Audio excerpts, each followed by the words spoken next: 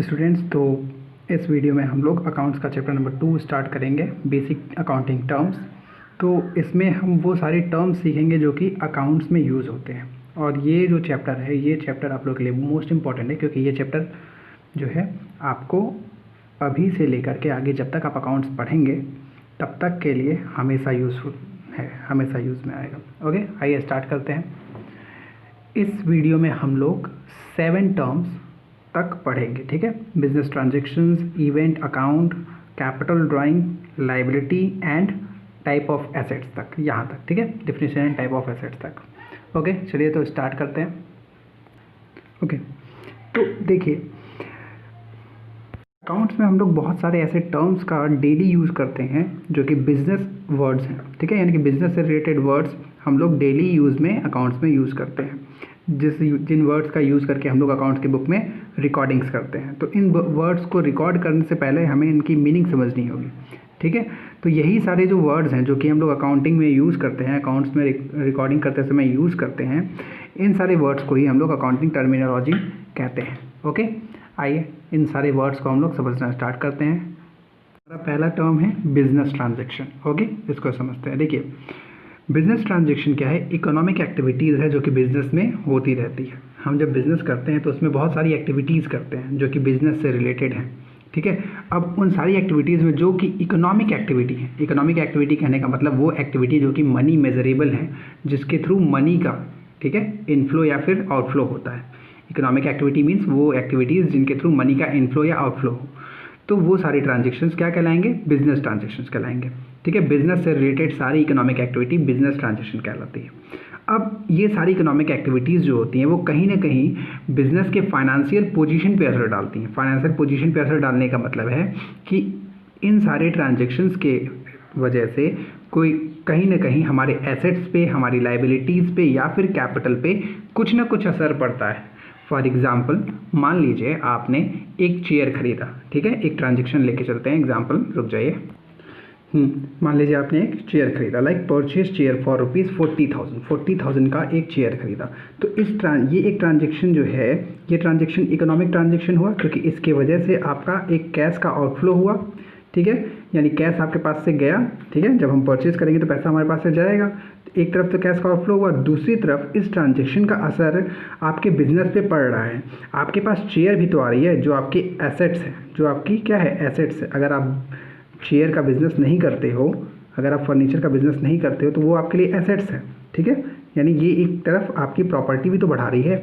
तो हर एक ट्रांजेक्शन जो है वो कहीं ना कहीं आपके बिजनेस पे असर ज़रूर डालता है, चाहे वो एसेट्स पे डाले, लाइबिलिटी पे डाले या फिर कैपिटल पे डाले, ठीक है। ओके, तो बिजनेस ट्रांजेक्शन क्या हो गया? Business transaction is an economic activity of the business that charges it's financial position, that changes it's financial position. यानी बिजनेस ट्रांजेक्शन क्या है? इकोनॉमिक एक्टिविटी है जो कि बिजनेस के फाइनेंशियल पोजीशन को चेंज करती है। कैसे चेंज करती है? या तो आपके एसेट्स पे असर डालेगी, या लाइबिलिटीज़ पे डालेगी, या कैपिटल पे डालेगी। ओके, आइए कुछ कैरेक्टरिस्टिक्स दे रखा है, वो भी देख लेते हैं हम लोग, ठीक है, बिजनेस ट्रांजेक्शन्स के। पहला कैरेक्टरिस्टिक्स क्या चीज़ है? It involves an economic activity. तो बिजनेस ट्रांजेक्शन हमेशा इकोनॉमिक एक्टिविटीज़ में ही होती है, ठीक है। उसमें हमेशा इकोनॉमिक एक्टिविटी ही होती है। इकोनॉमिक एक्टिविटी कहने का मतलब वो एक्टिविटी जिसके थ्रू हम कुछ ना कुछ कमाना चाहें, ठीक है, जिसके थ्रू कुछ ना कुछ कमाना चाहें, जिसके थ्रू हम इनकम जनरेट करना चाहें, वो हमारे लिए इकोनॉमिक एक्टिविटी है। For example, purchase of goods, ठीक है, या फिर सेल्स ऑफ गुड्स, ठीक है। परचेज करें या सेल्स करें किसका? गुड्स का। वो चाहे वो हम कैश में करें या फिर क्रेडिट में करें। कैश में करेंगे तो कैश का डायरेक्ट इनफ्लो या आउटफ्लो होगा। अगर क्रेडिट करेंगे तो आज नहीं तो कल हम उसको पैसा तो देंगे ना। क्रेडिट में करने का मतलब है उधार, अगर हम सामान खरीदते हैं या बेचते हैं तो फ्यूचर में ही सही तो हम पेमेंट करेंगे या फिर पेमेंट रिसीव करेंगे। तो ये भी एक तरीके का इकोनॉमिक एक्टिविटी है। और ये एक्टिविटी हम क्यों कर रहे हैं? इनकम जनरेट करने के लिए। तो हर वो एक्टिविटी जो कि हम कमाने के लिए करते हैं, यानी कि इनकम जनरेट करने के लिए करते हैं, वो हमारे लिए इकोनॉमिक एक्टिविटी है, ठीक है। एम्प्लॉयज़ को सैलरी देना, ठीक है, salaries paid to employed. Bank से लोन लिया आपने, ठीक है, तो हर वो ट्रांजेक्शन जो कि आप इनकम जनरेट के लिए कर रहे हो वो इकोनॉमिक एक्टिविटी है, और अगर वो बिजनेस से रिलेटेड एक्टिविटी है तो वो बिजनेस ट्रांजेक्शन कहलाएगा। सोशल एक्टिविटीज़ को हम लोग बिजनेस ट्रांजेक्शन नहीं कहेंगे। जैसे एक बिजनेसमैन अपने किसी फ्रेंड के लिए या रिलेटिव्स के लिए गिफ्ट खरीदता है, ठीक है, एक बिजनेसमैन किसी अपने फ्रेंड या फिर रिलेटिव के लिए गिफ्ट खरीदता है, तो ये एक सोशल एक्टिविटी है, ठीक है, ये सोशल एक्टिविटी है, इसको हम लोग बिजनेस ट्रांजेक्शन में शामिल नहीं करेंगे। उसके बाद देखिए ट्रांजेक्शन में भी classified into 2 types, external and internal. नाम से पता चल रहा है एक्सटर्नल यानी कि एक्सटर्नल के साथ जो ट्रांजेक्शन हम करेंगे वो एक्सटर्नल ट्रांजेक्शन, इंटरनल लोगों के साथ जो करेंगे वो इंटरनल ट्रांजेक्शंस। तो एक्सटर्नल कौन है, इंटरनल कौन है? लाइक दो या दो से ज़्यादा फर्म्स के बीच में, 2 या 2 से ज़्यादा फर्म्स के बीच में, या 2 या 2 से ज़्यादा बिजनेस एंटिटीज़ के बीच में जो ट्रांजेक्शन्स होते हैं उन्हें हम जो है एक्सटर्नल ट्रांजेक्शंस कहते हैं। External transaction are those which involve economic activity between 2 independent business entities, यानी 2 सेपरेट जो बिजनेस एंटिटीज़ हैं उनके बीच में होने वाला ट्रांजेक्शन क्या है, वो एक्सटर्नल ट्रांजेक्शन कहलाता है।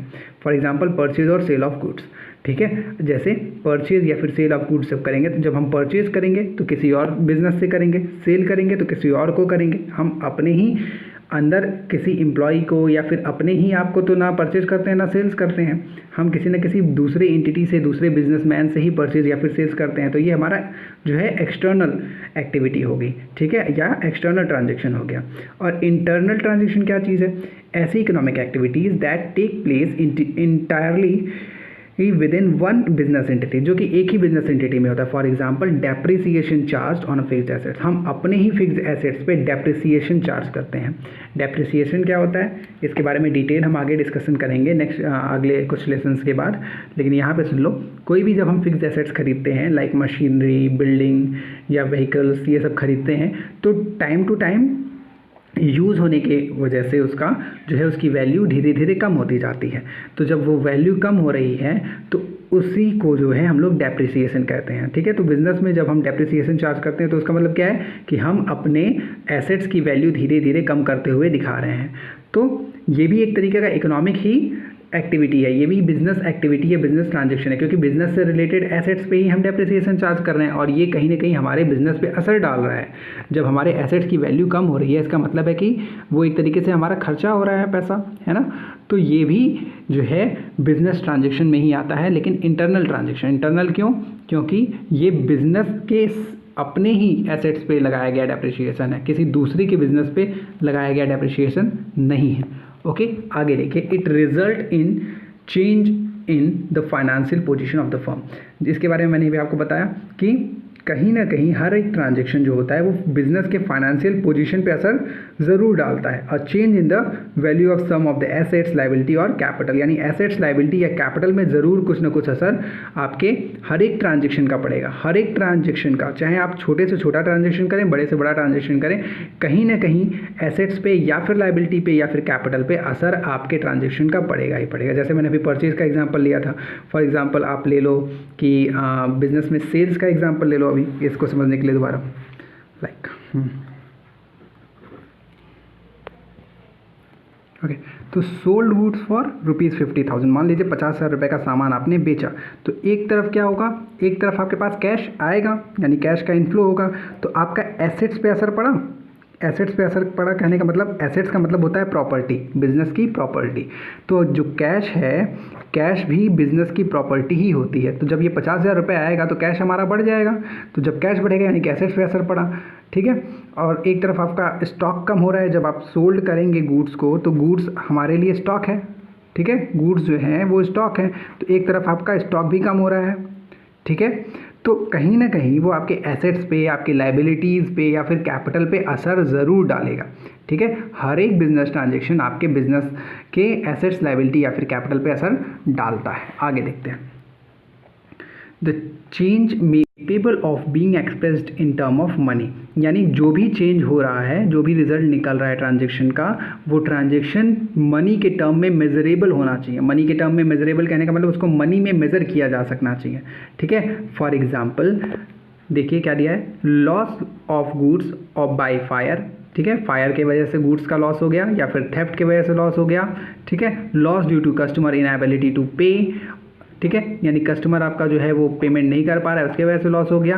ट्रांजेक्शन, ये सारे जो ट्रांजेक्शन्स हैं, ये जो भी ट्रांजेक्शन हो रहे हैं उसमें उसको आप मनी में मेज़र कर सकते हैं कि कितने का सामान हमारा फायर के थ्रू जल गया या कस्टमर ने कितना पेमेंट नहीं किया, तो ये सारे ट्रांजेक्शन्स को हम मनी में मेज़र कर सकते हैं, ठीक है।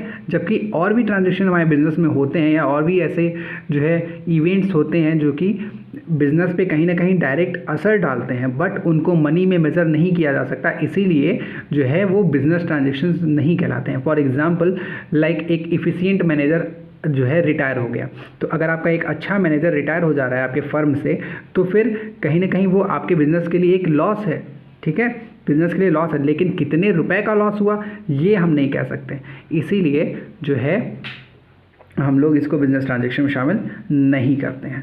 तो ये तो हो गया बिजनेस ट्रांजेक्शन। बिजनेस ट्रांजेक्शन क्या हो गया? Business transaction is an economic activity of the business that change it's financial position. यानी बिजनेस ट्रांजेक्शन क्या चीज़ है? बिजनेस ट्रांजेक्शन इकोनॉमिक एक्टिविटी है जो कि बिजनेस के फाइनेंशियल पोजीशन पे असर डालता है। दूसरा है इवेंट। अब इवेंट क्या चीज़ है भाई? इवेंट जो है आपके बिजनेस ट्रांजेक्शन्स का रिजल्ट होता है, ठीक है। An event is the consequence और रिजल्ट ऑफ अ ट्रांजेक्शन। जो भी बिजनेस ट्रांजेक्शन हम लोग करते हैं उसका जो रिजल्ट निकलेगा वो इवेंट कहलाता है। फॉर एग्जांपल देखिए इवेंट का एक छोटा सा एग्जांपल यहाँ देखते हैं, उसके बाद बुक वाला समझेंगे कि जैसे गुड्स सोल्ड फॉर ₹50,000 कॉस्टिंग ₹40,000, यानी 50,000 रुपये में एक सामान आपने बेचा है गुड्स को जो कि 40,000 रुपये का जिसका कॉस्ट था, यानी कि जिस चीज़ को आपने 40 में ख़रीदा था वो 50,000 में बेचा है। तो इस ट्रांजेक्शन का असर क्या निकलेगा? यहाँ पे आपको 10,000 का इनकम हो रहा है, ठीक है। 40,000 का आपने उस सामान को ख़रीदा था, वो 50,000 में बेच दिया, यानी 10,000 आपका क्या हो गया? इनकम। तो ये क्या है? ये इवेंट है, यानी कि रिजल्ट ऑफ द ट्रांजेक्शन, ठीक है। रिजल्ट ऑफ द ट्रांजेक्शन क्या है? इवेंट है। आइए अब इस बुक वाले को भी देख लेते हैं क्या चीज़ है। देखो कह रहा है Sachin starts a business with a capital of 5 lakh, he purchase goods for ₹4 lakh for cash and sales 3/4 of the goods for ₹3,80,000. He also pays ₹20,000 as a rent of the godown. हम लोग देखते हैं क्या क्या ट्रांजेक्शन है। ट्रांजेक्शन क्या है कि जब ये कैपिटल लगा रहा है 5 लाख रुपए का बिजनेस में 5 लाख रुपए का कैपिटल लगा रहा है, यानी कि इन्वेस्टमेंट कर रहा है, investment of ₹5 lakh in the business, okay. दूसरा देखिए he purchase goods for ₹4 lakh, 4 lakh का जब वो परचेज कर रहा है तो अगला ये ट्रांजेक्शन हो गया। दूसरा ट्रांजेक्शन क्या हो गया? Purchasing of goods ₹4 lakh. इसके बाद क्या कर रहा है? कैश में खरीदा है इसने, and sales 3/4 of goods for ₹3,80,000। तो 3/4 ऑफ गुड्स यानी 4 लाख का खरीदा था, उसमें से 3/4 यानी कि 3 लाख, तो ठीक है 3 लाख का सामान इसने 3,80,000 में बेचा है। मेकिंग कैश सेल्स किया कितने का? 3,80,000 में। अब यहाँ समझने वाली बात ये है कि ये जो 3,80,000 में सामान बेचा गया है इसकी परचेजिंग प्राइस क्या थी या कॉस्ट क्या थी? 3 लाख रुपए, ठीक है। 3 लाख कहाँ से मैं बोल रहा हूँ? 3/4 ऑफ द गुड्स, यानी कि 4 लाख का जो सामान खरीदा है इसी में से 3/4 सामान उसने 3,80,000 में बेचा है। आगे देखिए पेमेंट ऑफ गोडाउन रेंट दिया गया 20,000 रुपये में। अब देखिए इवेंट्स क्या क्या निकलेंगे। तो पहला इवेंट जब हम इन्वेस्टमेंट करेंगे, तो भाई हमारा कैपिटल बढ़ेगा। दूसरा देखो जब हम परचेज एंड सेल्स करेंगे तो प्रॉफिट निकलेगा। प्रॉफिट कैसे निकलेगा? प्रॉफिट कितने का निकल रहा है? 60,000 का। कैसे? देखो ओवरऑल सेल्स हमने 3,80,000 का किया, ठीक है, 3,80,000 रुपये का सेल्स किया, ठीक है। और ये सामान कितने का था? 3 लाख रुपए का था, 3/4 था, ठीक है। कॉस्ट ऑफ परचेज यानी 3/4, तो ये हो गया 3 लाख रुपए का सामान। 3 लाख के सामान को हमने 3,80,000 में बेच दिया, यानी कि यहाँ पे हमको 80,000 रुपये प्रॉफिट दिख रहा है। लेकिन हमारा और भी तो खर्चा है, क्या? पेमेंट ऑफ गोडाउन रेंट भी तो हमने जमा किया है। जब गोडाउन रेंट दिया है तो ये भी हमारा एक खर्चा है, इस खर्चे को भी आप जो है ऐड कर लो परचेज में। परचेज भी हमारा खर्चा है और गोडाउन रेंट भी हमारा खर्चा है। जब हम खरीदेंगे सामान तो खर्चा ही तो होगा, प्लस गोडाउन रेंट 20,000 रुपये, तो ये दोनों टोटल हो गया हमारा खर्चा और ये हो गया हमारा जो है रेवेन्यू, पैसा आना, ठीक है। यहाँ इतना पैसा आ रहा है और ये पैसा जा रहा है ना। तो इसके थ्रू आप क्या देखोगे? आपको 60,000 का क्या हो गया? प्रॉफिट। तो ये एक इवेंट आपको निकला। और दूसरा इवेंट देखो क्या निकल रहा है? Changing inventory of ₹1 lakh compound as under. देखो 1 लाख रुपए का, सॉरी चेंजिंग मैंने गलत पढ़ दिया, क्लोजिंग इन्वेंट्री, यानी कि क्लोजिंग इन्वेंट्री आपके पास बचेगा 1 लाख रुपए का। क्लोजिंग इन्वेंट्री यानी कि आपके पास कितने का स्टॉक बच रहा है। तो कितने का बचेगा, 1 लाख का। क्यों बचेगा 1 लाख का, 3/4 तो आपने बेच दिया, 4 लाख का खरीदा था, 4 लाख में से 3/4 बेच दिया, बचा कितना 1/4, तो 1 लाख रुपीज़ का स्टॉक आपके पास बचा। ये दूसरा इवेंट निकला। Cash balance of rupees 4,60,000 computer as and, यानी देखो आपके पास कैश बैलेंस कितना का होगा, 4,60,000 का। कैसे, आपने बिजनेस स्टार्ट किया था 5 लाख रुपए से, है ना, 5 लाख रुपए से बिजनेस स्टार्ट किया, तो कैपिटल कंट्रीब्यूशन हो गया 5 लाख रुपए। स्टार्टिंग में आपने 5 लाख रुपए लगाया। ऐड कैश सेल्स, अब जब जहाँ से पैसा आएगा, जब पैसा आएगा तो ये कैपिटल बढ़ जाएगा, ठीक है, जब पैसा आएगा तो कैपिटल बढ़ जाएगा, इसलिए कैश सेल्स को तुम ऐड कर लो।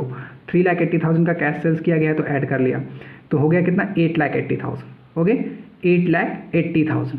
8,80,000 का मान के चलिए आपके पास अभी कैश है। इसमें से आपने परचेज़ किया 4 लाख रुपए का। जब आप परचेज़ करेंगे तो कितना, परचेज़ कितने का किया आपने, 4 लाख का, ठीक है। परचेज़ करेंगे तो हम पेमेंट करेंगे, यानी कि हमारा एक खर्चा ही तो है ये। तो परचेज़ किया हमने, पेमेंट किया, तो ये परचेज़ 4 लाख रुपए का हमने किया, ओके, तो ये हमारा एक खर्चा हो गया। दूसरी तरफ हम गोडाउन रेंट दे रहे हैं 20,000 रुपए का, तो ये ओवरऑल हमारा खर्चा कितना हो गया, 4,20,000। तो 8,80,000 एक तरफ हमारे पास कैश का इनफ्लो हो रहा है और आउटफ्लो कितना हो रहा है, 4,20,000, यानी कि हमारा कैश बैलेंस कितना बचा, 4,60,000। ये हमारा कैश बैलेंस निकला, ये भी हमारा एक इवेंट हो गया। कैपिटल ऑफ रुपीज़ 5,60,000 कंप्यूटेड, 5,60,000 रुपये का कैपिटल है हमारे पास। कैसे, देखो स्टार्टिंग में कैपिटल कितना था, 50,000, और प्रॉफिट जो निकला, वो प्रॉफिट जो है ना, प्रॉफिट को भी बिजनेसमैन पूरा का पूरा घर नहीं ले जाता है, वो प्रॉफिट को हम कैपिटल में ऐड कर देते हैं, ठीक है। ऐड प्रॉफिट 60,000, प्रॉफिट को कैपिटल में ऐड करते हैं, याद रखना, ठीक है। तो 60,000 ये ऐड कर लिया, तो ओवरऑल हमारा कैपिटल कितना हो गया, 5,60,000। तो इस तरीके से हर एक ट्रांजेक्शन का बहुत सारा इवेंट निकलता है, ठीक है। चलिए आगे देखते हैं अकाउंट्स क्या। हमारा अगला पॉइंट है अकाउंट। तो अकाउंट क्या चीज़ है, अकाउंट वो प्लेस है जहाँ पे हम ट्रांजेक्शन्स को रिकॉर्ड करते हैं, ठीक है। हम बिजनेस में बहुत सारे ट्रांजेक्शन्स करते हैं और बहुत से पर्सन्स के साथ, बहुत सारे आइटम्स के साथ ट्रांजेक्शन्स करते हैं। तो सेपरेट पर्सन का या फिर सेपरेट आइटम का एक सेपरेट अकाउंट ओपन किया जाता है, ठीक है। उस पर्सन के साथ हम जितने भी ट्रांजेक्शन्स करेंगे या उस आइटम से रिलेटेड जितने भी ट्रांजेक्शन करेंगे, वो सारे ट्रांजेक्शन उसी प्लेस पे रिकॉर्ड किया जाता है, ठीक है। तो वो प्लेस जहाँ पे एक तरीके का सारा ट्रांजेक्शन नोट किया जाता है, वो प्लेस क्या कहलाएगा, अकाउंट कहलाएगा। फॉर एग्जांपल कैश अकाउंट, अगर हम कैश अकाउंट लिखते हैं या कैश अकाउंट बनाते हैं तो कैश से रिलेटेड जितने भी ट्रांजेक्शन है वो कैश अकाउंट में रिकॉर्ड करेंगे। अगर हम राम अकाउंट लिखते हैं तो राम से रिलेटेड जितने ट्रांजेक्शन हैं वो राम के अकाउंट में ही लिखेंगे। परचेज अकाउंट लिखते हैं तो परचेज से रिलेटेड जितने ट्रांजेक्शन है वो सिर्फ और सिर्फ परचेज अकाउंट में लिखेंगे। Is that clear. यानी अकाउंट क्या हो गया, अकाउंट एक वो प्लेस है जहाँ पे हम ट्रांजेक्शन्स को रिकॉर्ड करते हैं, ठीक है। सेपरेट अकाउंट ओपन किया जाता है। सेपरेट अकाउंट ओपन करने का मतलब अलग अलग पर्सन से रिलेटेड या अलग अलग आइटम से रिलेटेड जो है जितने भी ट्रांजेक्शन होते हैं उनके लिए सेपरेट अकाउंट खोला जाता है। ओके, तो अकाउंट का ये एक रफ फॉर्मेट है। रफ फॉर्मेट क्यों बोल रहा हूँ, क्योंकि ये कंप्लीट फॉर्मेट नहीं है। ओके, हम लोग आगे जब इसको स्टडी करेंगे, जब अकाउंट बनाना शुरू करेंगे, उसमें हम लोग एक कंप्लीट फॉर्मेट देखेंगे उसको, ठीक है। इसको हम लोग लेजर अकाउंट भी कह सकते हैं, ठीक है। अकाउंट्स को हम लोग लेजर अकाउंट भी कह सकते हैं, क्योंकि जो भी ट्रांजेक्शन होता है हम उस ट्रांजेक्शन को लेजर अकाउंट में ही ट्रांसफ़र करते हैं, ठीक है। तो इसलिए इसको लेजर अकाउंट भी कर सकते हैं। इसमें दो साइड होता है, एक लेफ्ट हैंड साइड, दूसरा राइट हैंड साइड। ओके, तो लेफ्ट हैंड साइड जो होता है वो होता है डेबिट साइड। ओके, इसको हम लोग कहते हैं डेबिट साइड, ठीक है। ये डेबिट साइड है। और जो राइट हैंड साइड होता है उसको कहते हैं, राइट हैंड साइड जो है वो हमारा वो कहलाता है क्रेडिट साइड, ठीक है।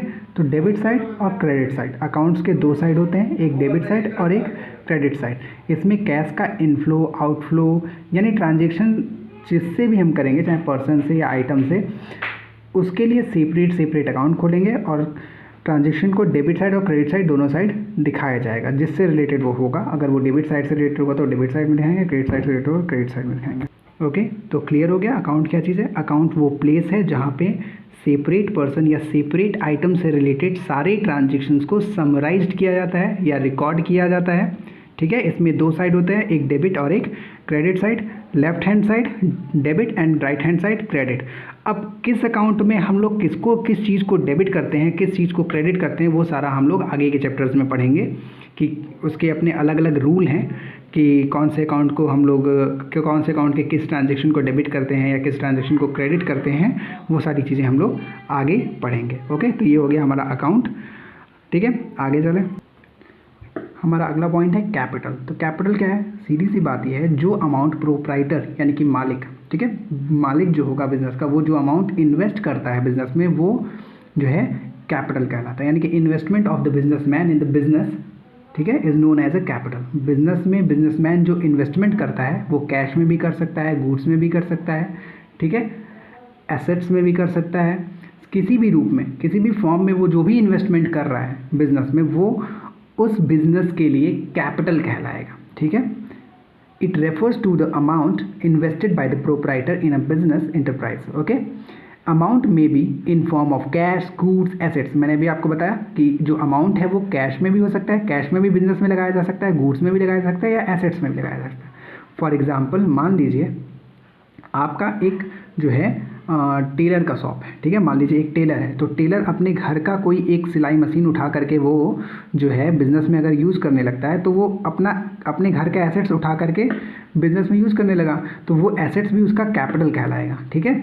या फिर एक जो है आपकी एक शॉप है और आपने उस शॉप को अपने ही बिल्डिंग में ओपन कर लिया, ठीक है, अपने ही घर की बिल्डिंग में ओपन कर लिया, तो वो बिल्डिंग भी आपका एसेट्स है, एसेट्स मतलब प्रॉपर्टी, ठीक है, वो आपका प्रॉपर्टी है, आप उसको बिजनेस में यूज़ करने लगे, तो ये भी आपका इन्वेस्टमेंट है, ये भी आपका इन्वेस्टमेंट है, ये भी आपका कैपिटल के फॉर्म में ही रहेगा, कैपिटल ही कहलाएगा। कैश तो नॉर्मल है कि कैश जो हम इन्वेस्ट करते हैं, या फिर आप एक शॉप खोलने जा रहे हो, ठीक है, उस शॉप में जो गुड्स, जिस चीज़ का आप मान लीजिए स्टेशनरी का ही एक शॉप खोल रहे हो और कुछ स्टेशनरी प्रोडक्ट्स आपके पास पड़े हुए हैं शॉप खोलने से पहले, उस स्टेशनरी प्रोडक्ट्स को भी आप अपने शॉप में यूज़ कर ले रहे हो बेचने के लिए, तो वो आपका गुड्स हो जाएगा।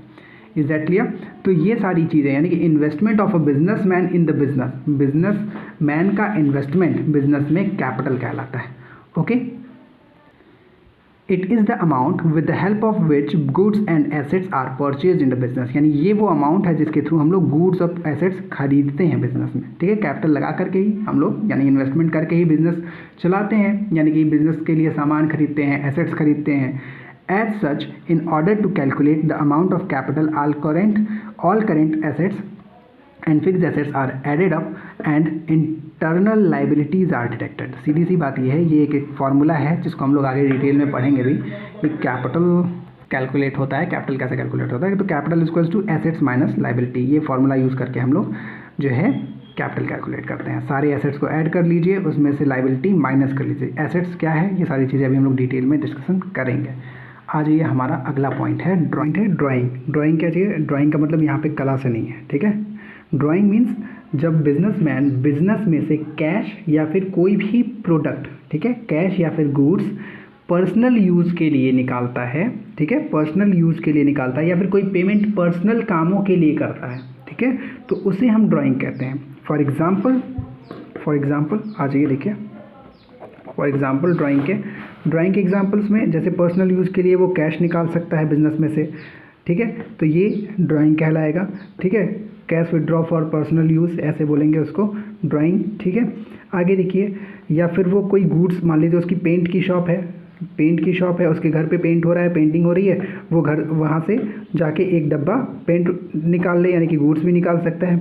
या फिर और क्या क्या चीज़ें होती हैं ड्राइंग्स में, ये देखिए, ड्राइंग में होता है इनकम टैक्स, ठीक है, ये कुछ पॉइंट ऐसे हैं जो कि आपको याद रखने हैं कि ये भी ड्राइंग कहलाता है। इनकम टैक्स, LIC, ठीक है, LIC, स्कूल फीस,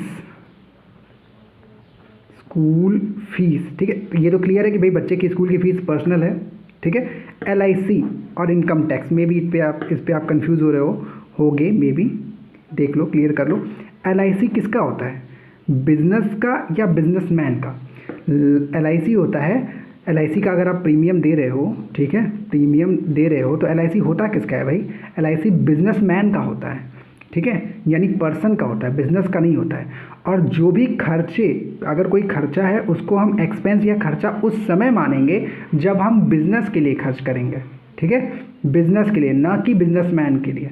अकाउंट्स या फिर कॉमर्स आप जब भी पढ़ रहे हो तो बिजनेस और बिजनेसमैन इन दोनों को सेपरेट लेके चलो। बिजनेसमैन अलग है, बिजनेस अलग है, ठीक है। तो बिजनेसमैन अपने लिए अगर कोई LIC लेता है, यानी LIC का कोई प्रीमियम देता है, तो वो ड्राइंग कहलाएगा, वो उसकी पर्सनल यूज़ है। इनकम टैक्स भी इसी तरीके से, इनकम टैक्स जो है वो पर्सन के इनकम पे लगाया जाता है, ठीक है। इनकम टैक्स जो है पर्सन के इनकम पे लगाया जाता है, इसलिए ये पर्सनल एक्सपेंस है, पर्सनल खर्चा है, ये भी ड्राइंग कहलाएगा। जबकि अगर आपका जीएसटी है, ठीक है, GST goods and service tax, okay, अगर जीएसटी है तो ये जीएसटी जो होगा, जीएसटी टैक्स जो है ये बिजनेस का टैक्स है, बिजनेस से रिलेटेड टैक्स है, तो ये ड्राइंग नहीं कहलाएगा, लेकिन इनकम टैक्स आपका ड्राइंग होगा। ओके, तो ड्राइंग क्लियर हो गया। अब हम लोग अपने अगले पॉइंट पे चलते हैं, liabilities. Our next point is liability. Liability means amount which the firm owes to outsider, यानी वो अमाउंट जो कि किसी आउटसाइडर को आपको देना है, मतलब आप किसी और को फ्यूचर में पेमेंट करेंगे, ठीक है। फॉर एग्जांपल आपने क्रेडिट पे यानी उधार में कोई सामान खरीदा, ठीक है, बेचने के पर्पज़ से खरीदा उधार में कोई सामान, ठीक है, या फिर बैंक से लोन लिया, तो ये जो भी ट्रांजेक्शन्स हैं, इन ट्रांजेक्शन्स का पेमेंट फ्यूचर में आप करेंगे, तो ये आपकी एक लाइबिलिटी है। सीधे से सिंपल से लैंग्वेज में अगर कहा जाए लाइबिलिटी को, तो रिस्पॉन्सिबिलिटी से आप जो है इसको समझ सकते हो कि ये बिज़नेस की रिस्पॉन्सिबिलिटी है कि भाई वो जो भी उसने उधार में सामान खरीदा है या किसी से लोन लिया है, ठीक है, तो वो जो है उसका पेमेंट करे इन फ्यूचर, ठीक है। In the word of Finney and Miller, liabilities are debts they are amount owe to creditors, यानी वो डेब्ट्स हैं या वो यानी वो ऋण हैं जो कि क्रेडिटर्स को पेमेंट करना है। अब ये क्रेडिटर्स कौन है, अभी हम लोग आगे डिस्कस करेंगे इसके बारे में। या फिर सुन लो, वो पर्सन्स जो कि जिसको हमें पेमेंट करना है, वो लोग जिनको हमें पेमेंट करना है वो क्रेडिटर्स कहलाते हैं, ठीक है। This can be expressed as liability is equal to assets minus liability, sorry assets minus capital. Okay, तो हमने अभी थोड़ी देर पहले कैपिटल का फॉर्मूला पढ़ा था, capital equal to assets minus liability. इसी फॉर्मूले से ये अगला फॉर्मूला बना है, liability equal to assets minus capital. Okay, तो लाइबिलिटी क्लियर हो गया, यानी वो अमाउंट जो कि हमें फ्यूचर में किसी और को पेमेंट करना है वो लाइबिलिटी कहलाती है। किसी से अगर हमने जो है उधार में सामान लिया है या बैंक से जो है लोन लिया है, तो वो सारी चीज़ें हमारी लाइबिलिटी हैं। कुछ एग्जाम्पल्स दे रखा है, वो देख लेते हैं, ठीक है। जैसे बैंक ओवरड्राफ्ट हो गया। बैंक ओवरड्राफ्ट यानी कि आपके अकाउंट में जितना पैसा है आप उससे कुछ ज़्यादा अमाउंट आपने बैंक से निकाल लिया है, तो वो भी एक तरीके का लोन ही है, इसका भी बाद में आपको तो पेमेंट करना ही है, ठीक है। तो बैंक ओवरड्राफ्ट हो गया लाइबिलिटी आपकी, ठीक है। एंड बिल्स पेबल हो गया। बिल्स पेबल यानी वो बिल्स जिसको आप पेमेंट आपको करना है, ठीक है। बिल्स पेबल भी आपकी लाइबिलिटी है, यानी वो बिल जिसका पेमेंट आपको करना है वो बिल्स पेबल कहलाता है। क्रेडिटर्स यानी वो पर्सन जिनसे आपने क्रेडिट पे सामान खरीदा है, उधार में सामान खरीदा है, वो कहलाते हैं क्रेडिटर्स। अब उधार में सामान खरीदा है तो हम उन्हें फ्यूचर में पेमेंट करेंगे, वो क्रेडिटर्स है। ओके, उसके बाद अनपेड वेजेस, नाम से पता चल रहा है अनपेड वेजेस। अनपेड कोई भी एक्सपेंस रहेगा, यानी उसका काम आपने ले लिया, वेजेस मतलब मजदूरी, ठीक है, उससे काम आपने ले लिया मजदूर से, अब उसे उसका वेज जो है वो आपने जो है पेमेंट नहीं किया है, ठीक है, तो ये अनपेड वेजेस भी आपकी लाइबिलिटी है। यानी कोई भी खर्च अगर बकाया है तो वो आपकी लाइबिलिटी है। लाइबिलिटीज़ को आगे क्लासीफाई किया जा सकता है internal liability and external liabilities में, ओके, और साथ में उसे non current and current liabilities में भी क्लासीफाई किया जा सकता है। तो आइए इन चारों पॉइंट को देखते हैं क्या क्या चीज़ है। तो इंटरनल लाइबिलिटीज़ क्या है? फर्म का जो इंटरनल लाइबिलिटीज़ होता है वो कैपिटल एंड एक्यूमुलेटेड प्रॉफिट होता है, यानी कि फर्म का बिजनेसमैन के अगेंस्ट जो लाइबिलिटी है। मैंने आपको पहले ही बताया था कि बिजनेस एंड बिजनेसमैन को अलग अलग समझो। तो बिजनेस की लाइबिलिटी बिजनेसमैन के अगेंस्ट, बिजनेसमैन को देने के लिए जो लाइबिलिटी बनती है वो इंटरनल लाइबिलिटी कहलाती है। जस्ट लाइक कैपिटल कौन लगाता है बिजनेस में? बिजनेसमैन लगाता है, ठीक है। बिजनेसमैन कैपिटल इन्वेस्ट करता है, तो बिजनेस के लिए ये कैपिटल एक लाइबिलिटी है, ठीक है। बिजनेस के लिए ये कैपिटल एक लाइबिलिटी है। क्यों?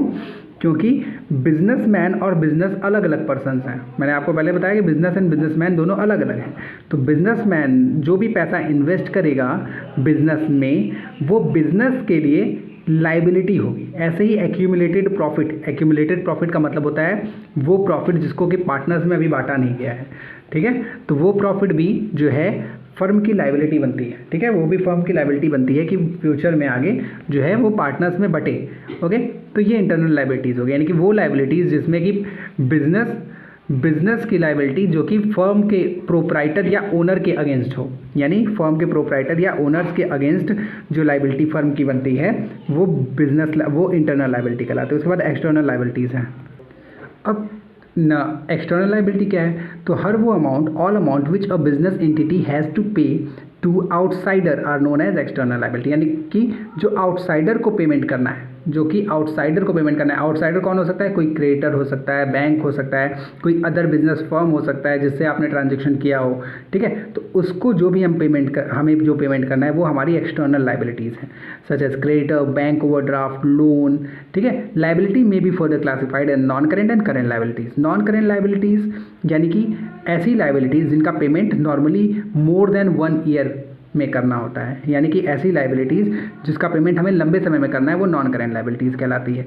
Like long term loans and debentures. Long term loans, bank से जब हम लॉन्ग टर्म लोन्स लेते हैं तो उसकी जो पेमेंट की ड्यूरेशन होती है वो 5 साल, 6 साल या 10 साल, 15 साल, 20 साल ऐसे होती है, ठीक है। 1 साल से ज़्यादा ही होती है लॉन्ग टर्म लोन्स की।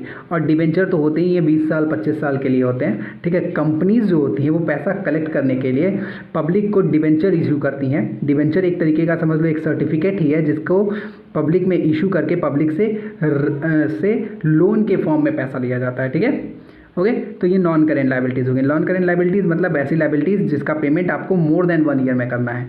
करेंट लाइबिलिटीज़ जो कि आपको इसी साल पेमेंट कर देना है, मतलब कि 1 साल के अंदर अंदर पेमेंट कर देना है, जिसका पेमेंट आपको नियर फ्यूचर में कर देना है। Like bills payable. Bills payable की जो लाइबिलिटी होती है वो 3 महीने होती है। बैंक ओवरड्राफ्ट की भी लगभग 3 महीने होती है। क्रेडिटर्स हैं, क्रेडिटर्स का भी पेमेंट आप 3 से 4 महीने में कर देते हो। आउटस्टैंडिंग एक्सपेंसेस, ये भी आप 1 साल के अंदर ही पेमेंट कर देते हो। आउटस्टैंडिंग एक्सपेंसेस का मतलब है कि ऐसा खर्चा जो कि बकाया है, ठीक है। शॉर्ट टर्म लोन्स भी जनरली 6 महीने या फिर मैक्सिमम 1 साल से कम का ही होता है, तो ये करंट लाइबिलिटीज़ कहलाएंगे।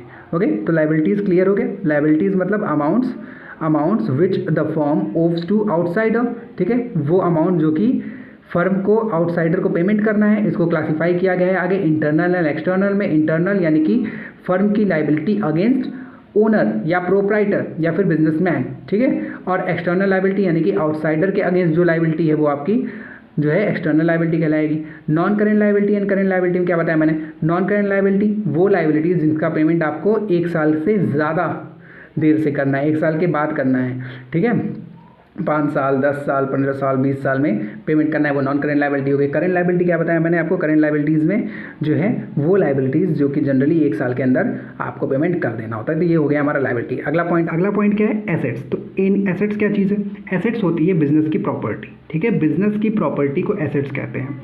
इसमें जो हमें आउटसाइडर से पैसा मिलना बाकी है, ठीक है, पैसा मिलना बाकी है, वो भी हमारे लिए एसेट्स ही होते हैं। जैसे कि लाइबिलिटी में मैंने क्या बताया था? वो अमाउंट जो कि फ्यूचर में आपको किसी को पेमेंट करना है। और एसेट्स में क्या चीज़ें आती हैं? एसेट्स में सारी प्रॉपर्टीज़ बिजनेस की और साथ में वो अमाउंट जो कि फ्यूचर में आपको कहीं से पेमेंट मिलेगी, ठीक है। फॉर एग्जांपल डेटर्स, ठीक है, उसको डेटर्स बोलेंगे, बिल रिसीवेबल बोलेंगे। डेटर्स कौन है? वो पर्सन जिनको हमने उधार में सामान बेचा है और वो हमें बाद में फ्यूचर में पैसा देंगे, तो ये भी हमारे लिए एसेट्स की तरह से काम करते हैं, ठीक है। तो एसेट्स क्लियर हुआ कि एसेट्स क्या है? एसेट्स हमारे लिए क्या है? एसेट्स जो है वो हमारी बिजनेस की प्रॉपर्टी है, ठीक है। Anything which is in the possession or is the property of a business enterprise including the amount due to it from others is called an assets. यानी कोई भी चीज़ जो कि आपके पोजेशन में हो, यानी कि आपकी प्रॉपर्टी हो बिजनेस की, आपकी नहीं बिजनेस की, ठीक है। ओके, इंक्लूडिंग क्या? अमाउंट ड्यू टू इट यानी कि जो कि ऐसी अमाउंट जो कि बिजनेस को मिलेगी, ठीक है, फ्रॉम अदर्स, बाहरी लोगों से, वो हमारे लिए एसेट्स हैं, ठीक है। हमारी प्रॉपर्टी हमारी नहीं, बिजनेस की प्रॉपर्टी हमारे लिए एसेट्स हैं। In other word, anything which will enable a business enterprise to get cash or a benefit in future is an assets. अब देखो, जो प्रॉपर्टी होती है बिजनेस की वो क्यों होती है? वो क्यों हम आखिर खरीदते हैं? ताकि उससे फ्यूचर में कैश कमा सकें, है ना। लाइक कोई मशीनरी अगर आपने खरीदा है बिजनेस में, तो उस मशीनरी को खरीदने के पीछे रीज़न क्या है? उस मशीनरी को खरीदने के पीछे सीधा सा रीज़न ये है कि आप उसके थ्रू कैश कमा सको, उसका यूज़ आप अपने बिजनेस में कर सको। तो कोई भी प्रॉपर्टी अगर आप खरीद रहे हैं बिजनेस में, तो उसके पीछे सीधा सा रीज़न ये होता है कि उसका यूज़ आप अपने बिजनेस में बेनिफिट कमाने के लिए करते हो, ठीक है। Thus, cash and bank balance, stock, furniture, machinery, land, building, bill receivable, money owing by debtors, etc. are all assets, ठीक है। तो कैश भी आपका एक एसेट्स ही है, कैश भी आपका एसेट्स है। And bank balance is also assets. Stock भी आपका एसेट्स है। स्टॉक क्या होता है, क्लियर है, पता है कि भाई वो सामान जो अभी आपका बिका नहीं है, जो आपके बिजनेस में गुड्स हैं जो कि अभी बिके नहीं है, वो स्टॉक है। फर्नीचर है, फर्नीचर घर का नहीं, बिजनेस का जो फर्नीचर है वो बिजनेस के लिए एसेट्स है। मशीनरी, बिजनेस में यूज़ होने वाली जो मशीनरी आपने खरीद रखी है वो भी आपके लिए एसेट्स है। लैंड, बिल्डिंग्स, बिल रिसीवेबल, वो बिल जिसका फ्यूचर में आपको पेमेंट मिलेगा, जिसका फ्यूचर में आप पेमेंट रिसीव करोगे, वो बिल रिसीवेबल, वो भी आपके लिए एसेट्स है। मनी ओइंग बाय डेटर्स, यानी कि वो मनी, वो अमाउंट जो कि आपके डेटर्स से लेना है आपको, ठीक है, वो भी आपके लिए एसेट्स हैं। Okay, is that clear? Assets क्या हो गया, वो आप बिजनेस की प्रॉपर्टी जो कि फ्यूचर में आपको जो है कैश कमा के देगी, यानी जो है जिसके थ्रू आप इनकम कमाओगे। आगे देखिए। ओके, अब ये एसेट्स के कुछ जो है कैरेक्टरिस्टिक्स दे रखे हैं, उसको देख लेते हैं हम लोग। द रिसोर्सेज में बी मस्ट बी वैल्यूएबल, यानी कि जिसको आप एसेट्स बोलोगे वो एसेट्स वैल्यूएबल होनी चाहिए, उसकी कोई वैल्यू होनी चाहिए, उसको मेजर किया जा सके मनी में, ठीक है। The resources must be owned by the business. Okay, दूसरी चीज़ क्या है कि वो रिसोर्स यानी वो जो एसेट्स है वो ओन्ड बाय द बिजनेस हो, यानी कि बिजनेस के ओनरशिप में हो, बिजनेस उसका मालिक हो, ठीक है। लाइक अब इसका एग्जांपल आप समझ सकते हो कि जो बिजनेसमैन है, बिजनेसमैन जो होगा यानी कि जो प्रोप्राइटर होगा, ठीक है, जो मालिक होगा ना, प्रोप्राइटर। अब ये प्रोप्राइटर जो है उसकी जो पर्सनल प्रॉपर्टी है वो बिजनेस की प्रॉपर्टी नहीं कहलाएगी। बिजनेस यानी प्रोप्राइटर की जो पर्सनल प्रॉपर्टी है, बिजनेस प्रोप्राइटर का जो मकान है, जो घर है या जो ज़मीन है, वो बिजनेस की प्रॉपर्टी नहीं कहलाएगी, बिजनेस की एसेट्स नहीं कहलाएगी। बिजनेस के लिए एसेट्स क्या है, जो कि बिजनेस के नाम हो, ठीक है, जो कि बिजनेस के नाम हो। जैसे कि रिलायंस इंडस्ट्री के नाम से जो जो प्रॉपर्टी होगी वो रिलायंस के एसेट्स हैं, बट मुकेश अंबानी के नाम से जो सारी प्रॉपर्टी है वो मुकेश अंबानी की पर्सनल प्रॉपर्टी है, ना कि रिलायंस के, ठीक है। तो रिलायंस इंडस्ट्री के नाम से जो प्रॉपर्टी है वो रिलायंस इंडस्ट्री के एसेट है, बट मुकेश अंबानी के नाम से जो भी प्रॉपर्टी होगी वो मुकेश अंबानी की पर्सनल प्रॉपर्टी है। Is that clear? आगे देखिए। The resources must be acquired at a measurable money cost, यानी कि वो जो रिसोर्सेज हैं वो मनी कॉस्ट में ही एक्वायर किए गए हों, खरीदे गए हों, पैसा उसके बदले कुछ ना कुछ दिया गया हो। अब आ जाते हैं हम लोग क्लासिफिकेशन ऑफ एसेट्स पे। तो एसेट्स को भी क्लासिफाई किया जा सकता है non current and current assets में। नॉन करेंट एसेट्स को आगे क्लासिफाई किया जा सकता है टेंजिबल एंड इनटेंजिबल में, ठीक है, ये भी हम लोग समझ लेते हैं। तो सेम सिंपल सा डेफिनेशन है जैसा कि अभी हमने non current and current liability देखा था, वही चीज़ है non current assets and current assets में। नॉन करेंट एसेट्स क्या है, वो एसेट्स जिसको कि आप 1 साल के बाद कैश में कन्वर्ट करो, जिसका यूज़ आप 1 साल से ज़्यादा तक कर सको। फॉर एग्जांपल कोई व्हीकल आपने खरीदा, कोई व्हीकल यानी कोई गाड़ी वगैरह खरीदा आपके बिजनेस के लिए, या कोई ज़मीन है, कोई बिल्डिंग है, तो ये सारी चीज़ें क्या है, उसका यूज़ आप लॉन्ग टर्म में करते हो, है ना। उसमें पैसा एक बार में बहुत ज़्यादा लगता है, लेकिन उसका यूज़ आप 5 साल, 10 साल, 15 साल तक कॉन्टिन्यूस करते रहते हो। तो ये सारे एसेट्स लॉन्ग टर्म एसेट्स या फिर नॉन करेंट एसेट्स कहलाते हैं, ठीक है। Non current assets refers to those assets which are held for continued use in a business for the purpose of producing goods or services and are not mean for sale, यानी कि वो सारे assets जिसका use आप production में करते हो या फिर सर्विस प्रोवाइड करने में करते हो, और उसको बेचने के लिए आपने नहीं खरीदा है, ठीक है, बेचने के लिए नहीं खरीदा, और लॉन्ग टर्म में यूज़ करते हो, लंबे समय तक, 1 साल लिए नहीं, 1 साल से ज़्यादा के लिए, ठीक है। For examples of non current assets are long term investment, कोई इन्वेस्टमेंट आपने कर रखा है लॉन्ग टर्म में, 5 साल या 10 साल के लिए कोई इन्वेस्टमेंट कहीं पे कर रखा है। फिक्स्ड एसेट्स, फिक्स्ड एसेट्स क्या चीज़ें हैं, फिक्स्ड एसेट्स में land, buildings, plant and machinery, computer, motor vehicles, furniture, ठीक है, कंप्यूटर, ये सारा जो एसेट्स है वो फिक्स्ड एसेट्स होता है। फर्नीचर हो गया, ठीक है, ये सारी एसेट्स जो हैं वो फिक्स्ड एसेट्स हैं, यानी कि क्योंकि इसका यूज़ आप लंबे समय तक करते रहते हो। अब आगे देखो, फिक्स्ड एसेट्स को क्लासिफाई किया गया है टेंजिबल एंड इनटेंजिबल एसेट्स में। ये समझिए, टेंजिबल यानी कि जिसको आप छू सको, देख सको, इनटेंजिबल जिसको कि आप छू देख ना सको। तो टेंजिबल एसेट्स का तो एग्जाम्पल यहाँ पे सारा दे रखा है ना। टेंजिबल एसेट्स यानी कि tangible assets are those assets which can be seen or touch, ठीक है, जिसको आप छू सकते हो, देख सकते हो, ठीक है। इन other word which have a physical existence, जिसका कि फिजिकल एग्जिस्टेंस है, like land and buildings, plant and machinery, computer, motor vehicles, furniture etcetera, stock, cash, ये सारा क्या है, टेंजिबल एसेट्स है, क्योंकि आप इसको छू सकते हो, देख सकते हो। बट इनटेंजिबल एसेट्स क्या है, इनटेंजिबल एसेट्स इसको आप छू नहीं सकते, देख नहीं सकते, लेकिन ये आपकी प्रॉपर्टी की तरह से काम करती है, ठीक है। अब ये क्या चीज़ है, ये समझिएगा। Intangible assets are those assets which do not have a physical existence, कोई फिजिकल एग्जिस्टेंस इनका नहीं होता है, बट ये आपको इनकम कमा के देती हैं। कैसे? कैन नॉट बी सीन और फेल्ट, किसको छुआ नहीं जा सकता, देखा नहीं जा सकता, लेकिन ये भी आपको इनकम कमा के देती है। फॉर एग्जाम्पल क्या क्या है? गुडविल। गुडविल क्या चीज़ है भाई? अगर आपको, आप समझो ज़रा, गुडविल, अगर आपको कोई मिठाई लेनी है अच्छी सी, तो आप क्यों एक नामी दुकान पे जाते हो, ना कि गली के बाहर के किसी छोटे मोटे दुकान पे जाते हो? क्यों जाते हो? क्योंकि उसकी एक गुडविल है, एक उसकी एक रेपुटेशन है ना, कि वो अच्छा सामान देगा। तो वही चीज़ है गुडविल, मतलब आप रेपुटेशन से लगा सकते हो कि किसी बिजनेस की एक रेपुटेशन जिसका यूज़ वो बिजनेस में करता है एक्स्ट्रा प्रॉफिट जनरेट करने के लिए। ठीक है, अगर एक रेपुटेटेड शॉप है तो वो जनरली जो है, कई बारी को ऐसा होता है कि एक रेपुटेटेड शॉप पे आप जाओगे कोई सामान लेने, तो वो थोड़ा सा हाई कॉस्ट पे मिलता है, हाई प्राइस पे मिलता है, लेकिन आप खरीदते हो क्यों? क्योंकि उसकी एक रेपुटेशन है ना। तो गुडविल, इसको आप छू नहीं सकते, रेपुटेशन को आप छू नहीं सकते, देख नहीं सकते, लेकिन वो आपके लिए एसेट्स की तरह से काम कर रहा है, वो आपको इनकम कमा के दे रहा है। पेटेंट एंड कॉपीराइट्स, ठीक है, किसी चीज़ को करने का अधिकार, किसी चीज़ को करने का एकाधिकार हिंदी में बोलते हैं, मतलब कि सिर्फ आप ही करो। फॉर एग्जाम्पल, जैसे कि ये बुक जो है तुम्हारी, ये अकाउंटेंसी की बुक है, इसको ये अकाउंटेंसी की जो डीके गोयल की बुक है, इसको छापने की कॉपीराइट किसने ले रखी है? एपीसी पब्लिकेशन ने। ठीक है, आर्या, ठीक है, ओके, आर्या पब्लिकेशन ने ले रखी है। तो अब डीके गोयल की जो अकाउंटेंसी की बुक है, कोई और पब्लिशर नहीं छाप सकता, यही इसकी कॉपीराइट है। ठीक है, तो कॉपीराइट किसके पास है? एपीसी के पास है। तो ये जो है उसके पास एक राइट है, एक अधिकार है कि भाई ये जो बुक होगी डीके गोयल की अकाउंटेंसी, वो सिर्फ और सिर्फ एपीसी ही छापेगी, कोई और नहीं छापेगी।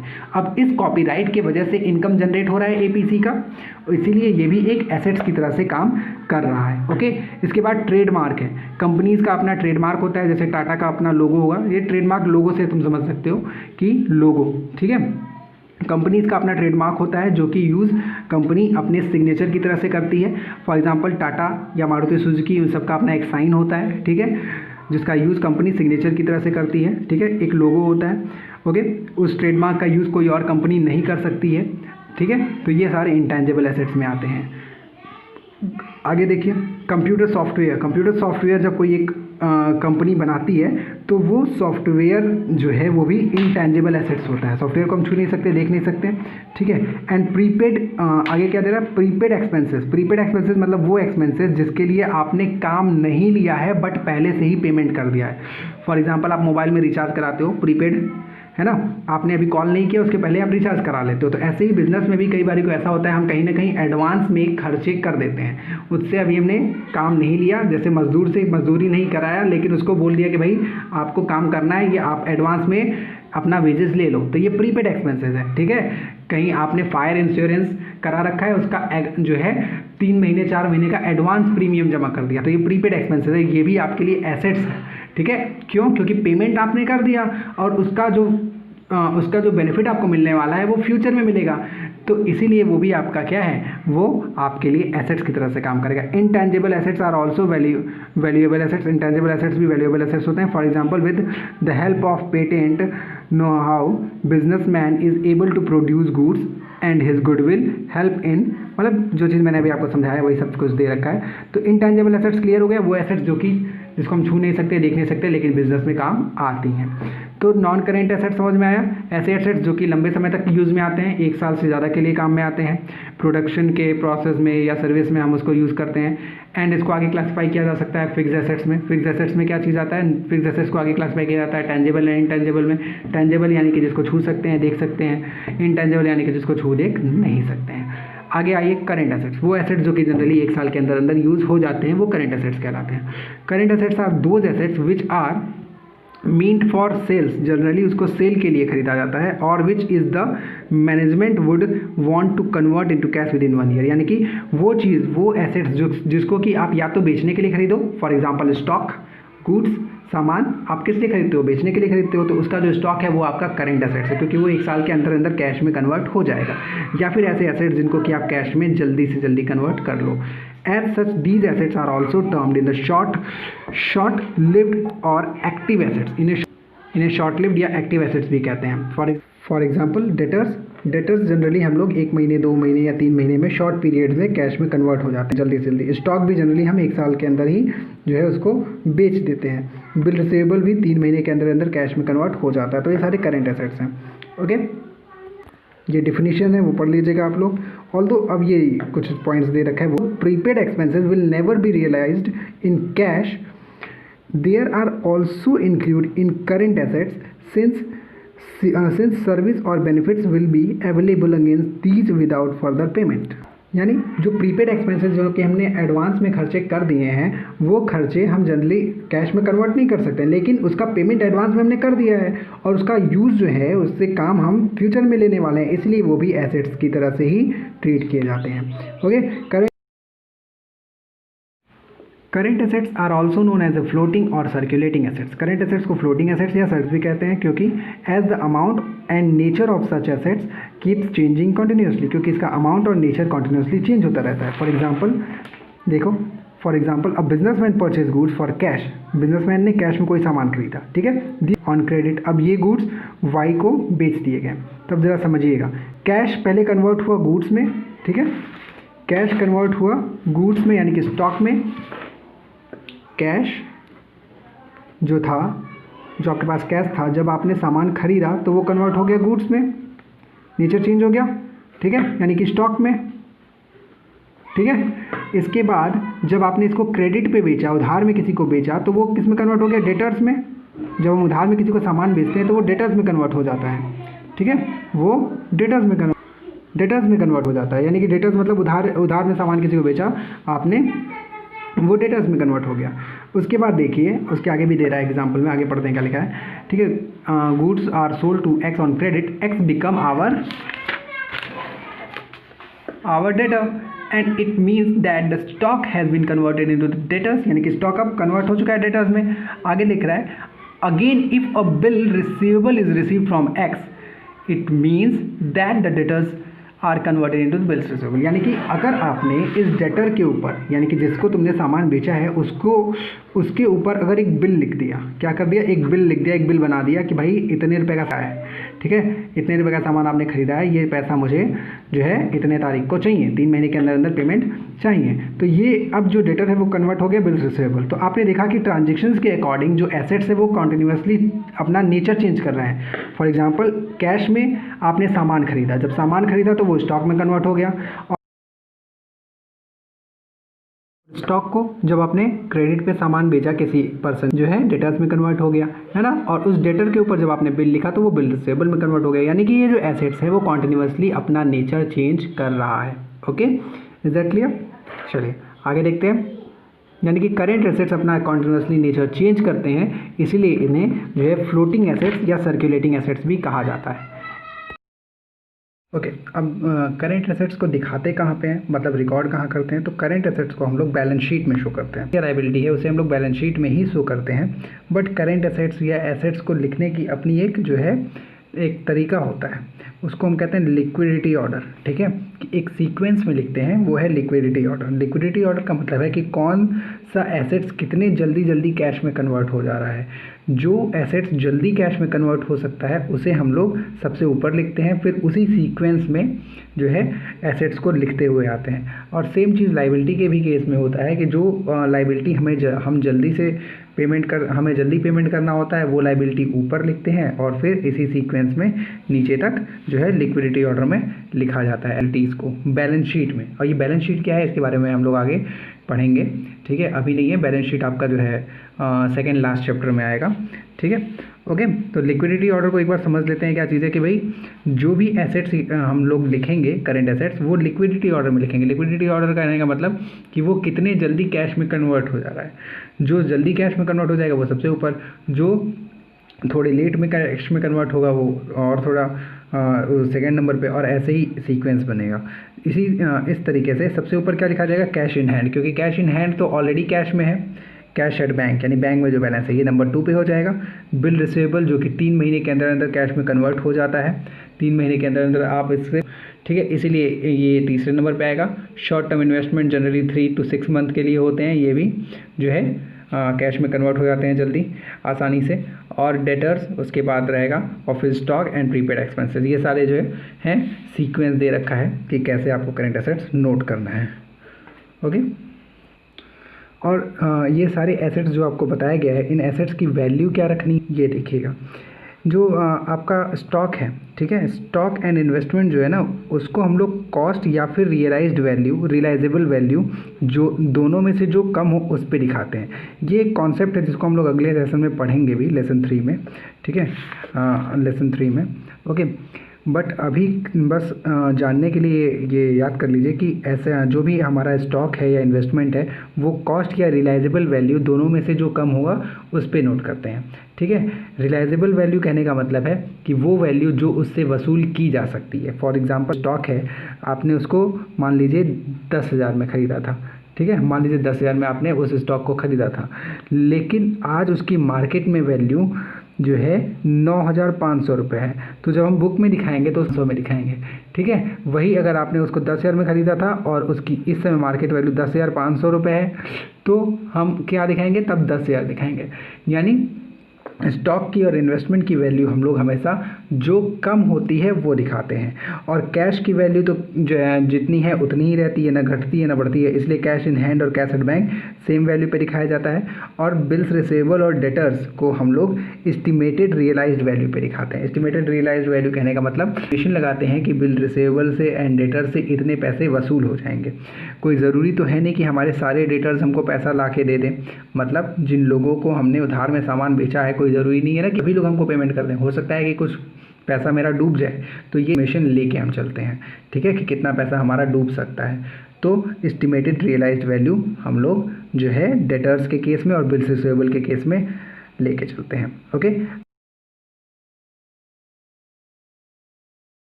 एसेट्स में लास्ट पॉइंट है हमारा फिक्सिजियस और nominal assets.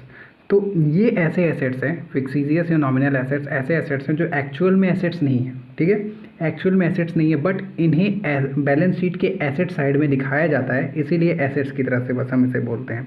For example debit balance of profit and loss account, ठीक है, and expenditure not yet been written off such as advertisement expenses, okay. These are the assets which cannot be realized in cash or no further benefit can be derived from these assets। यानी ये ऐसे assets हैं जो कि आपको cash realise करके नहीं देंगे, इनको बेचने से आपको कोई कैश नहीं मिलेगा और ना ही आपको कोई बेनिफिट देने वाले हैं, बट फिर भी इन्हें बैलेंस शीट के एसेट साइड में दिखाया जाता है, ठीक है। अब ये क्या है, इसके दो एग्जांपल हैं, like debit balance of PL account. Debit balance of PL account का मतलब होता है कि प्रॉफिट एंड लॉस अकाउंट में अगर आपको लॉस हो गया, ठीक है, और उस लॉस को आपने जो है बैलेंस शीट के एसेट साइड में दिखा दिया, यानी कि उस लॉस को, यानी कि पुराना जो लॉस है, पहले का जो लॉस है, जिस लॉस को अभी आपने कवर नहीं किया है, ठीक है, कैपिटल में से माइनस नहीं किया है, उसको हम लोग बैलेंस शीट के एसेट साइड दिखाते हैं, ठीक है। और एडवर्टाइजमेंट एक्सपेंसेस मतलब कि कोई बड़े खर्चे जो होते हैं, जो कि एक बार खर्च करते हैं, इतना ज़्यादा अमाउंट उसमें खर्च हो जाता है कि उस अमाउंट कवर करने में हमको 5 साल या 6 साल लग जाए, तो इस तरह के खर्चे को, जैसे कि एडवर्टाइजमेंट एक्सपेंसेस जिसमें एग्जांपल दे रखा है, इस तरीके के खर्चे को जब तक कि उसे रिटेन ऑफ ना कर दिया जाए, रिटेन ऑफ करने का मतलब है कि कवर करना, पीएल अकाउंट से थोड़ा थोड़ा करके हम उसको कवर करते हैं, ठीक है, राइट ऑफ करते हैं। तो जब तक कि उसे राइट ऑफ नहीं कर दिया था, तब तक उसका बैलेंस, यानी कि जितना वो खर्चे का बैलेंस बचा हुआ है, उसको हम लोग बैलेंस शीट के एसेट साइड में दिखाते हैं। इन खर्चों से या फिर इन एसेट से आपको कोई कैश रियलाइज नहीं होगा, ना ही कोई बेनिफिट होगा, बस इसको एक एसेट की तरह ट्रीट करते हैं और बैलेंस शीट के एसेट साइड में दिखा दिया जाता है, ठीक है। जैसे कि अकाउंट्स का 2 साइड होता है, मैंने आपको बताया था, एक डेबिट साइड और एक क्रेडिट साइड, ऐसे ही बैलेंस शीट का 2 साइड होता है, एक लाइबिलिटी, दूसरा एसेट्स। लाइबिलिटी साइड हमारा जो है वो, लाइबिलिटी साइड जो है वो लेफ्ट साइड में होता है और एसेट्स जो है वो राइट साइड में होता है। तो लाइबिलिटी के साइड में हम लोग लाइबिलिटीज़ लिखते हैं और एसेट साइड में एसेट्स लिखते हैं। इसके बारे में हमने डिटेल में, हम लोग जब चैप्टर में बैलेंस शीट बनाने को आएगा तो हम बनाएंगे, बट अभी बस इतना समझ लीजिए कि फिक्सिजियस एंड नॉमिनल एसेट्स ऐसे एसेट्स हैं जो कि एक्चुअल में कोई एसेट्स नहीं है, ना ही आपको कोई कैश रियलाइज करके देंगे, ठीक है, और ना ही इससे कोई बेनिफिट होने वाला है आपको। बस ये वो खर्चे हैं या वो लॉस हैं जिसको आपने अभी तक कवर नहीं किया है, ठीक है। ये ऐसे खर्चे हैं या फिर ऐसे लॉस हैं जिनको आपने अभी तक कवर नहीं किया है और इनको आप बैलेंस शीट के एसेट साइड में बस शो करते हो, क्यों शो करते हैं? ताकि हम उसमें से धीरे धीरे करके प्रॉफिट एंड लॉस अकाउंट से उसको कवर करें, यानी कि प्रॉफिट एंड लॉस अकाउंट में ट्रांसफ़र करें। अभी प्रॉफिट एंड लॉस अकाउंट क्या है इसके बारे में भी हम लोग डिटेल आगे बात करेंगे। अभी बस जानने के लिए ये जान जाइए कि ये एक ऐसा अकाउंट है जो कि हम लोग प्रॉफिट एंड लॉस या प्रॉफिट या फिर लॉस बनाने के लिए, जानने के लिए कि कंपनी को कितना प्रॉफिट हुआ या कितना लॉस हुआ, ये जानने के लिए एक अकाउंट बनाते हैं, ठीक है, जिसमें सारे खर्चे, सारे इनकम लिखे जाते हैं, जिसके बाद बैलेंस प्रॉफिट या फिर लॉस आता है, ठीक है। ओके, तो यहाँ तक तो हो गया इस वीडियो में, बस इतना ही। यानी मैंने आप लोगों को जो है अप टू एसेट्स तक समझा दिया। मैंने 7 पॉइंट्स बताया था स्टार्टिंग में ही कि मैं 7 पॉइंट लेकर के इस वीडियो को बनाऊंगा, तो 7 पॉइंट यहाँ हमारा कंप्लीट हो गया। ओके, मिलते हैं नेक्स्ट वीडियो में।